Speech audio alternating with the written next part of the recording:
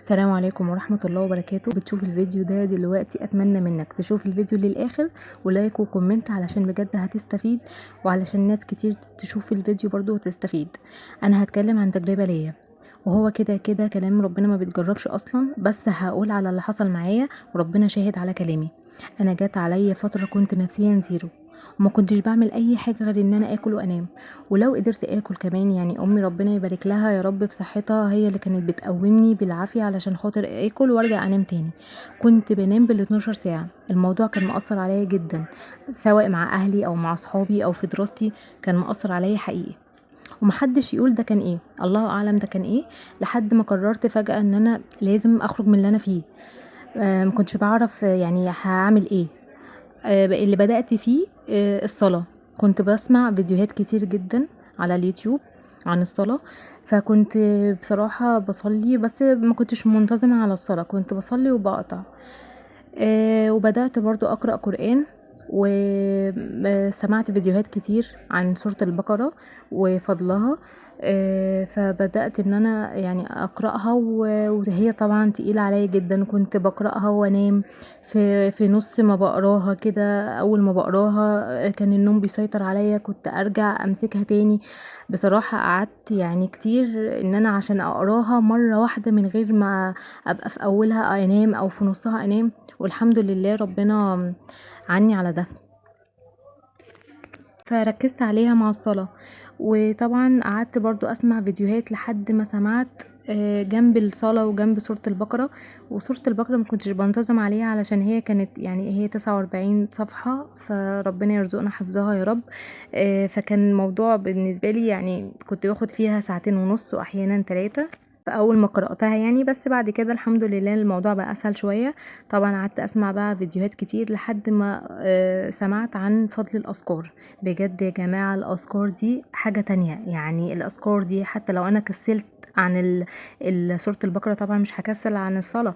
لو كسلت عن سورة البقرة، فالأذكار دي الحمد لله اللهم دامها عليا نعمة يا رب.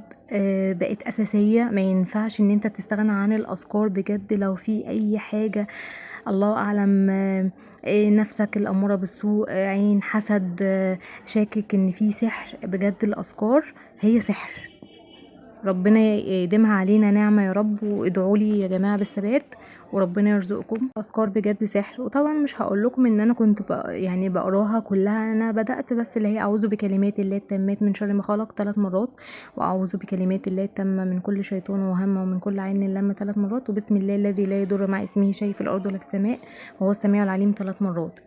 وواحدة واحدة دول الاساسي. وكنت بقول كل اعوذ برب الفلق 3 مرات، وكل اعوذ برب الناس 3 مرات، وكل هو الله احد 3 مرات. معلش انا بقول لكم بالتفصيل علشان في ناس بتسمع الكلام ده، ممكن تسمع الكلام ده لاول مره، انا عارفه.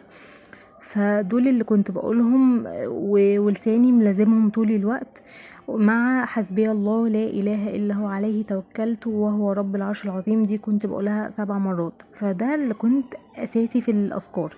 بعد كده شويه بشويه بدات بقى اقرا فيها يعني. الحمد لله انت لما بتبدا في حاجه ربنا بيعينك ان انت تتعمق في الحاجه دي واكتر واكتر. فبجد حسيت ان هي فرقت معايا، اللهم لك الحمد يعني. بقيت اعرف اقعد مع اهلي بعد فترة، مش هقول لكم قليلة يعني، بس يعني بعد فترة مش برضو كبيرة قوي. بدأت اعرف اقعد مع اهلي، واعرف ان انا الله اعلم دي تكون نفسية ممكن، بس هو يعني ممكن ربنا يكون اداني الابتلاء ده علشان خاطر اقرب له اكتر. والحمد لله عرفت ان انا انجح في دراستي، وعرفت ان انا اقعد مع اهلي. انا كنت منعزلة حقيقي بجد. وحاليا بقى يعني ايه في اشتياق كده وحنين لصحابي، وان شاء الله اقدر اتواصل معاهم زي الاول واحسن. فبجد يا جماعة الاذكار دي مهمة جدا. يعني عود لسانك عليهم الصبح اول ان شاء الله، يعني كده من بعد الفجر ومن بعد المغرب. الاذكار دي ما تقدرش ان انت تفوتها حقيقي. انت ممكن اصلا، او انت ممكن تحسدي نفسك، او نفسك الاماره بالسوء، او الشيطان. يعني الشيطان بيجري في العروق مجرى الدم. فيعني الأذكار دي بتحصنك، هي حصن المسلم بجد.